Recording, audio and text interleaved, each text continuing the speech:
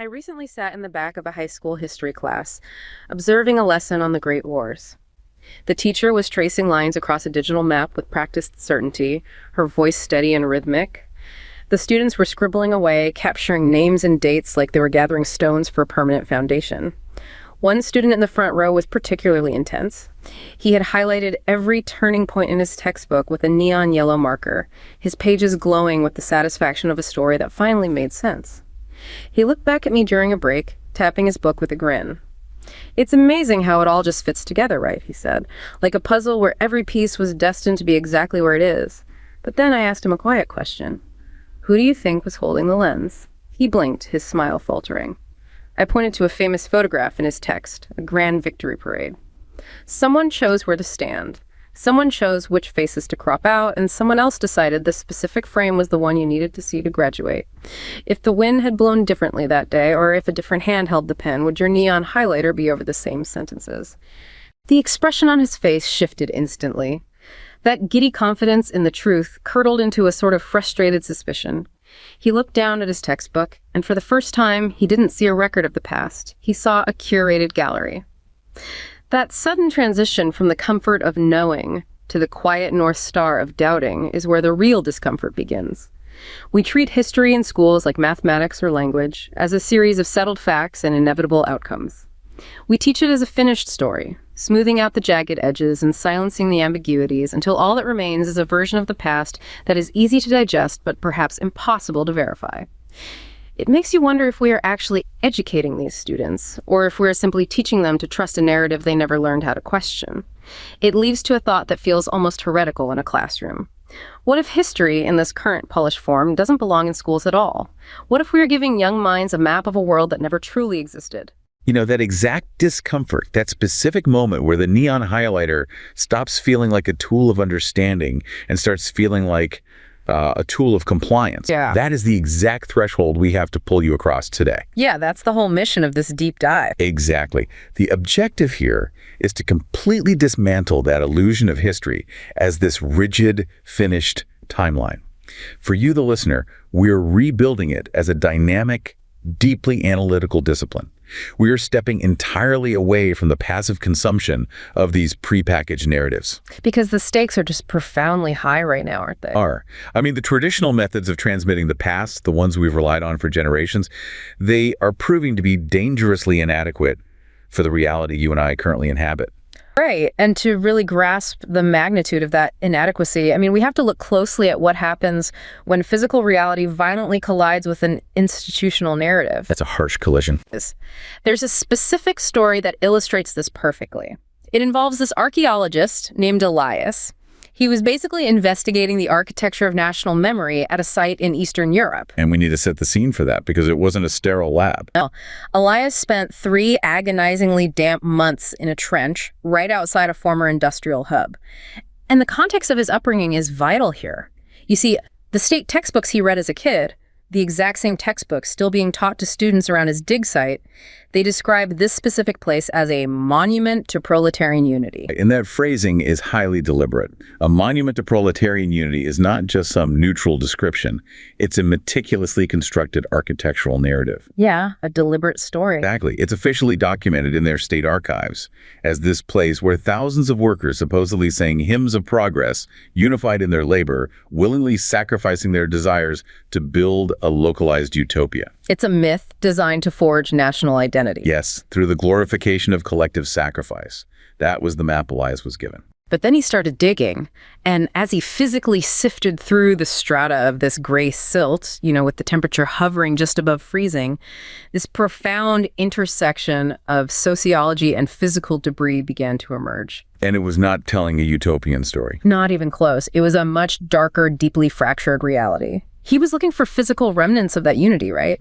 He didn't find celebratory banners. He didn't find communal tools of an empowered workforce. So what was actually in the soil? Preserved in the freezing mud, he found a massive hidden layer of medicine vials, thousands of them.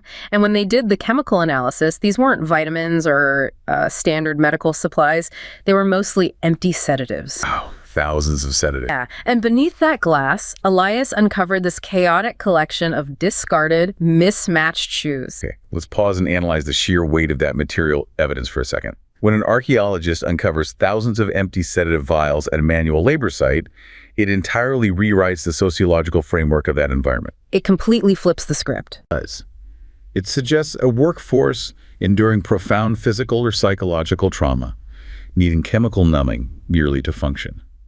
And the mismatched shoes, that is a classic indicator of severe material deprivation or worse, sudden panicked flight. A unified utopian workforce doesn't leave behind a strata of sedatives and desperate footwear. Exactly. The sheer volume suggests a population far more concerned with surviving the night or escaping it than building a monument to the state. And Elias documented a profound sense of professional betrayal when he found this. The facts he memorized as a boy, the dates, the names of the project managers, they weren't just simplified versions of the truth. They were a deliberate mask. Yes, an architectural mask. He described standing in that trench, his hands cracked and literally bleeding from the caustic lime in the soil, and he was shaking. Not from the Eastern European cold, but from this terrifying realization That the truth was in the garbage. Right. The sociological truth of those human beings lived entirely in the trash heaps the authorities tried to bury. He realized that without looking at the chemistry of the soil, without the sociology of the discarded, history is just a hollow ghost story told by people in power. That concept, that hollow ghost story, is the fundamental flaw of traditional historical methodology. For centuries, the discipline has operated with this fatal blind spot, relying almost entirely on documentary evidence and archival materials. Because archives aren't these magical, neutral repositories, right? You must interrogate the archive itself. They are inherently biased, curated institutions. Someone has to choose what goes into the box. Exactly. Written records predominantly reflect the perspectives of the literate, the powerful, the wealthy, and the victorious. A peasant working in a field in the 14th century does not leave behind a diary. Or a marginalized indigenous group facing colonization. They don't get to draft the official treaty that dictates their demise. When a society's history is constructed solely from elite documents, it actively marginalizes indigenous knowledge systems, the working class, women, the defeated. It creates selective representation. It acts as a smoothing agent, taking the jagged, brutal realities of human suffering and polishing them into state-approved monuments. Yes. And the empty sedative vials and mismatched shoes in Elias's trench, they do not write treaties. They don't dictate trade agreements. The entire material reality of the marginalized is silenced if you only look at the traditional archive. Which brings us to the absolute necessity of interdisciplinary integration. To break this elite bias, historians can't just be readers of old paper. We have to borrow from sociology, anthropology, economics. Take sociology, for instance. It provides the theoretical architecture to understand human groups. It offers frameworks for analyzing social stratification and institutional power. So history stops being just a chronological list of great men making decisions in grand rooms. It becomes a structural analysis of the systems of oppression, the economic incentives, and the social hierarchies that actually govern daily life. You shift from the monarch declaring war to the sociological pressures forcing the peasantry to fight it. And then anthropology and archaeology provide the raw material culture data. They speak when documents are silent, letting us reconstruct raw survival tactics. And economics is crucial too. Absolutely. When dealing with massive events like the transatlantic slave trade or industrialization, you need economic models. You have to quantify trade volumes, supply chains, labor deficit. You can't just read the moral arguments. You have to read the terrifyingly sterile lectures of the ship captain. Okay, I want to push back. If traditional history is essentially a curated police report written by the victor, then applying sociology and archaeology is like finally dusting the actual crime scene for fingerprints. But does bringing in all these heavily theoretical disciplines risk drowning the actual timeline? If we focus so much on abstract economic models and macro-sociological structures, don't we lose the narrative thread of individual people? Doesn't the story just disappear into a spreadsheet? What's fascinating here is a mechanism we call epistemic friction. It's the core of modern historical investigation. When you introduce different disciplines, economics, archaeology, sociology, you introduce entirely different methods of establishing what is true. So they clash. Yes.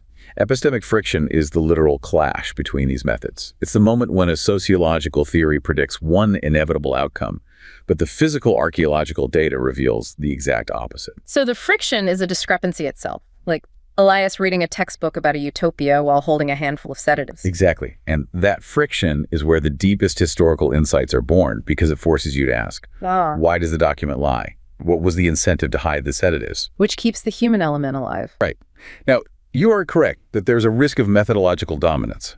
A purely economic approach might reduce a devastating famine to mere statistical formulas about grain yields, stripping away the humanity. Right, just numbers on a page. But when managed rigorously, interdisciplinary convergence expands the toolkit. It takes a flat, one-dimensional timeline and transforms it into a multidimensional, holographic reality. Viewing the past as a complex, chaotic web of economic pressures and material conditions. And the failure to teach this holographic reality, insisting on teaching history as a flat line of inevitable facts, it has catastrophic consequences for our current society. It's not just an academic failure, it's a civic vulnerability. A massive vulnerability. Let's look at the reality of a high school history teacher named Elena.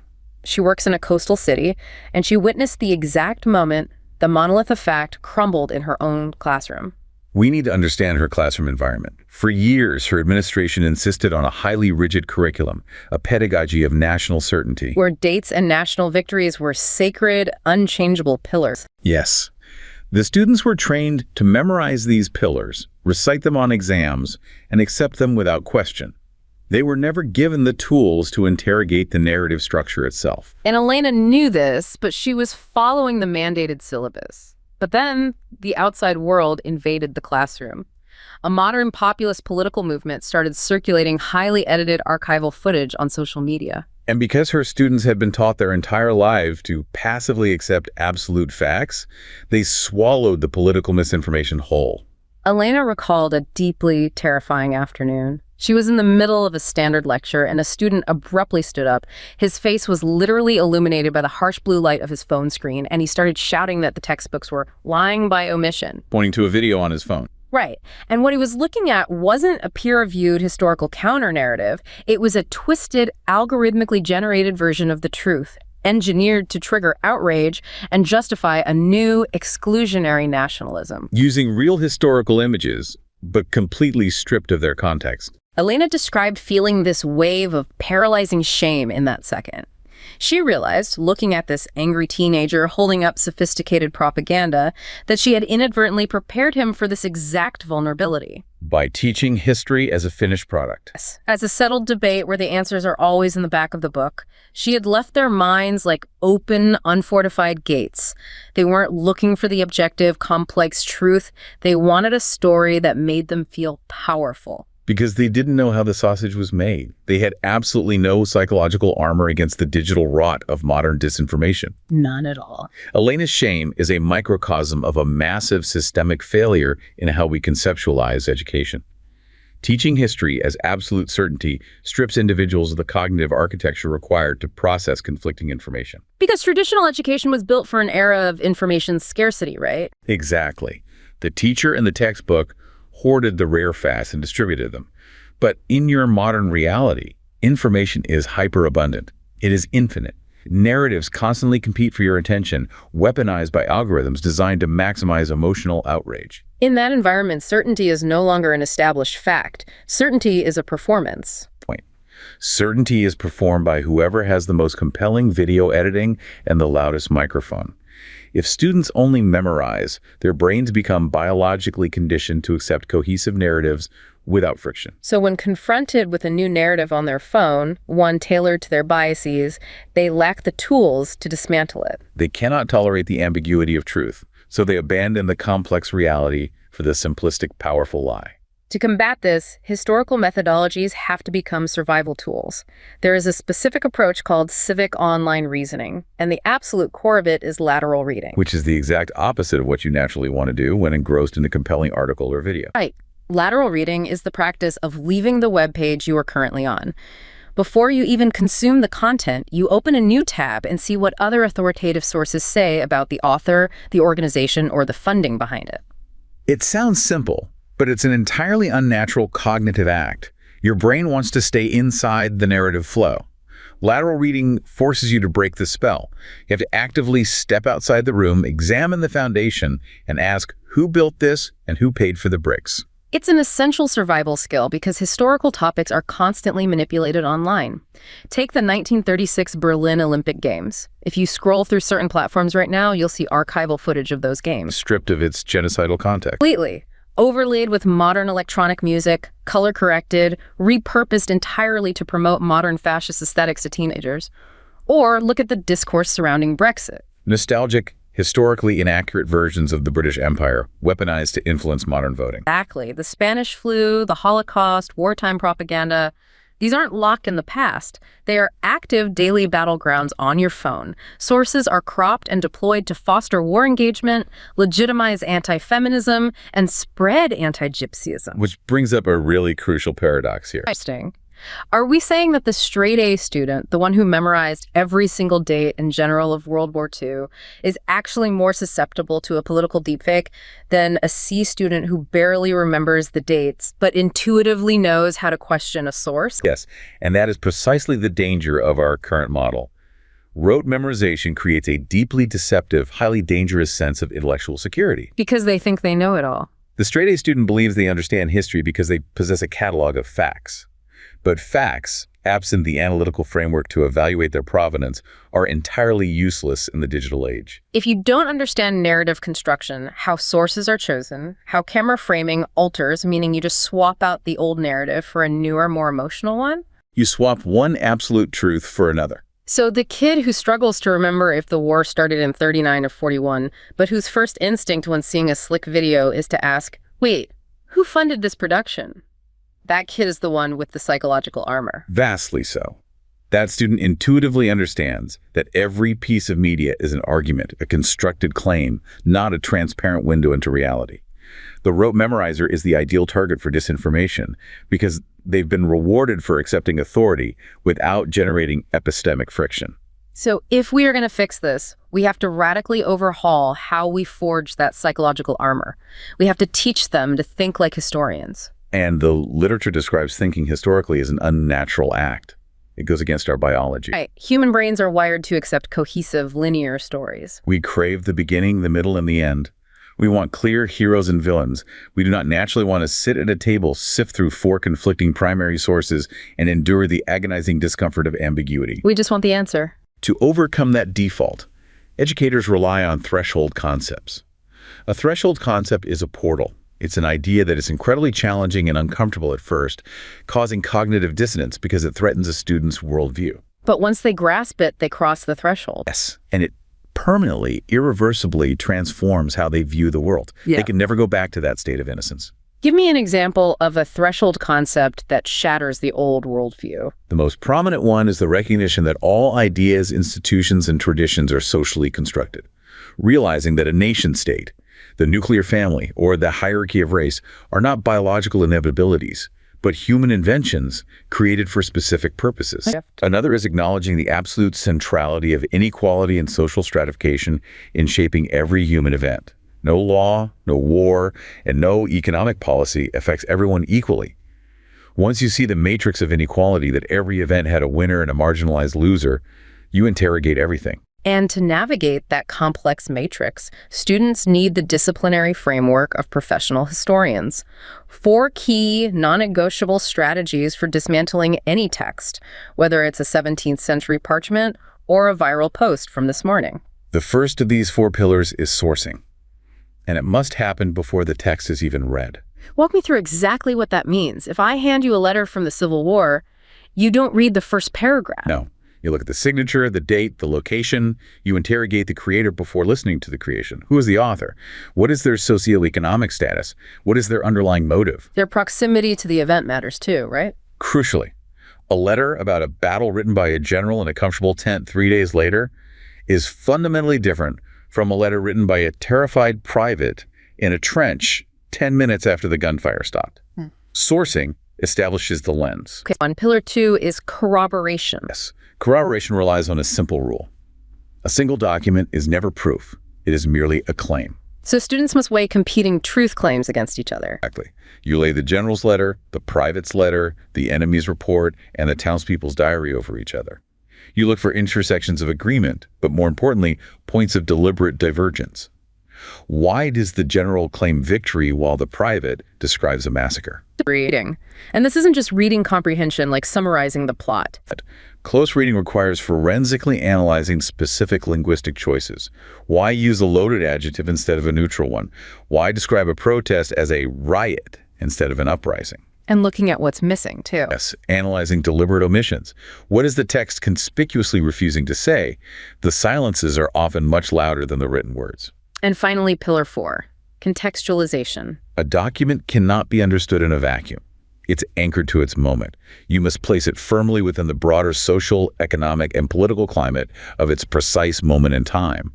You can't understand a 1920s labor pamphlet without understanding the crushing wealth inequality of the Gilded Age that preceded it.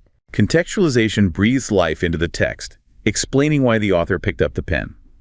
These 4 pillars, sourcing, corroboration, close reading, contextualization, transform a vulnerable consumer into an active forensic investigator. But here's the massive, unavoidable reality check.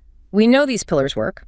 Research proves they build cognitive armor, but there is an immense institutional bottleneck preventing this from happening in classrooms. The contrast between pre-service and in-service teachers is highly visible here. Right. Pre-service teachers, the ones still in university, they are universally enthusiastic. They want to use constructivist pedagogies. They want to teach the 4 pillars and debate primary sources. But then they graduate and enter the actual physical classroom and immediately hit a concrete wall of rigid curricula and punitive standardized testing pressures. Because the system doesn't measure success by how well a student identifies epistemic friction.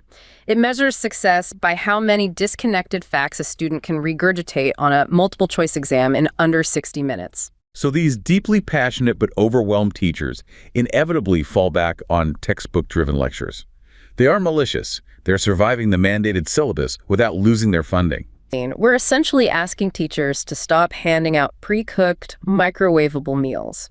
And instead, we want them to hand 30 restless teenagers a pile of raw meat, some spices, a grinder, and a butcher knife, and tell them, figure out how the sausage is made. It's incredibly messy. It takes 10 times as long, it leads to frustration and dead ends.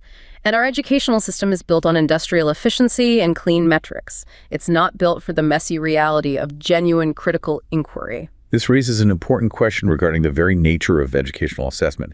How do you mass produce the measurement of critical thinking? It's subjective. Right. How does a bureaucracy objectively measure a student's ability to dismantle a narrative? A multiple choice test is infinitely cheaper, exponentially faster, and politically safe. Student A knows the date of the Magna Carta, student B does not. Grading the sausage making takes intense time and a high tolerance for ambiguity, and bureaucracies despise ambiguity. Until the system financially and structurally values critical methodology over factual recall, the bottleneck remains. Teachers will be penalized for attempting genuine historical thinking because it doesn't translate into a standardized percentile. And while the system prioritizes those clean percentiles, the human cost is staggering. Consider the story of Julian, a retired civil servant. He spent 40 years operating within the machinery of the state, believing entirely in a straight line of inevitable national progress. How did he describe his early education? As a locked room. He remembered the smell of stale chalk dust and the rhythmic chanting of classmates reciting regnal dates and battles in unison. He said that chanting acted as a sedative for the intellect, lulling him into comfortable, passive compliance. Exactly. Teaching him that the people in charge always knew what they were doing, and history was just problem solved by great men. The ultimate intellectual pacification. History is finished, bending toward whatever the current state apparatus happens to be. And Julian lived in that state until he was 60. Then he took an inquiry-based community seminar on local history, and the illusion violently shattered.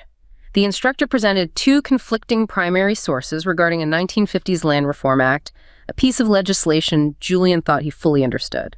What were the 2 documents? On one side, a displaced farmer's diary detailing profound, agonizing grief, the loss of ancestral land, the destruction of a community. On the other side, the official government progress report on the exact same act. Clinical, statistical, triumphant, boasting about agricultural efficiency. The epistemic friction in real time. Julian read both and experienced a physical sensation of vertigo, a cracking of the ribs, he called it. He realized his entire worldview was built on a curated silence. The farmer's grief had been excised. Julian wept in that seminar. For the farmer. No, he explicitly noted he wasn't weeping for the farmer. He was weeping for himself. Mourning the lost decades of his own critical thinking, he realized his education was a form of intellectual domesticity designed to make him a compliant manager of the status quo. Julian's vertigo is the agonizing, inevitable byproduct of chronological instruction. The traditional timeline march presents history as a continuous, unbroken chain. It creates a psychological illusion where one era naturally leads to the next, like a train on a track. Fostering dangerous passivity. If history is a train on a track, the citizen is just a passenger. The pedagogical antidote to prevent producing more Julians is thematic instructional pedagogy. Breaking the timeline entirely. Exactly. Instead of marching from 1492 to 1945, we organize historical instruction around enduring human issues, forms of government, the tension between equality and hierarchy, conflict, societal disruptions from new technology. Give me a tangible example of how thematic teaching changes the student's brain compared to chronological teaching. Let's take genocide. In a chronological model, a student learns the Armenian genocide in Chapter 4, the Holocaust in Chapter 12, and the Rwandan genocide in Chapter 18. They are isolated anomalies. But thematically, you study all three simultaneously under dehumanization and state violence. You transcend specific eras. You force the mind to recognize structural constants. The student identifies recurring patterns. Initial classification of a minority, dehumanizing propaganda, bureaucratic organization of violence. By recognizing those patterns, they can formulate policy recommendations for modern crises. Or take technology. Instead of memorizing the dates of the steam engine, you extract the theme. Rapid social stratification due to technological shift. You trace how the steam engine destroyed artisan classes and created slums, then map those exact patterns onto the rise of artificial intelligence. Asking, who are the new artisans being displaced? Where are the new digital slums? Who owns the new factory? It forces you to constantly cross-reference reality. You build an interconnected web of human behavior. It's the difference between memorizing the lyrics to a single song and finally understanding music theory so you can hear the underlying chords playing in today's news cycle. You stop reacting to headlines as unprecedented emergencies and recognize them as predictable structural shifts. And that structural recognition is the engine driving the ultimate goal, historical consciousness, specifically the genetic type of historical consciousness. Genetic historical consciousness, what does that actually mean for the listener? It is the profound understanding that knowledge itself changes over time, that the context of the past matters viscerally to the present. If we connect this to the bigger picture, it entirely breaks the paralyzing illusion of inevitability. The illusion that things have to be the way they are. When an individual achieves this, they realize the past was fluid, chaotic, and contingent on choices made by flawed humans. The map was drawn by people with biases. And if the past was malleable, the present and future are equally malleable. It gives you agency. It fosters true civic agency through meaning-making, allowing individuals to situate themselves critically within the grand narrative of human history.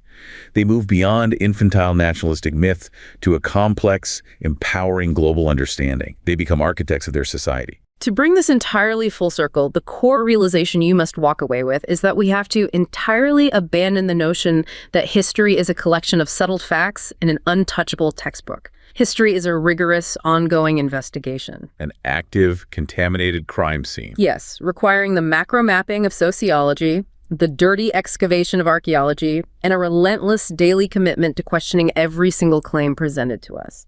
The true value of history lies not in comfortable answers, but in cultivating a necessary, highly protective doubt. It equips individuals with the analytical architecture to survive an era overflowing with competing, unverified narratives. The alternative is to remain intellectually domesticated, vulnerable to whichever narrative shouts the loudest or aligns perfectly with our biases. The skills of historical inquiry, rigorous sourcing, exhaustive corroboration, forensic identification of bias. These are the foundational baseline requirements for navigating modern reality without being consumed by disinformation.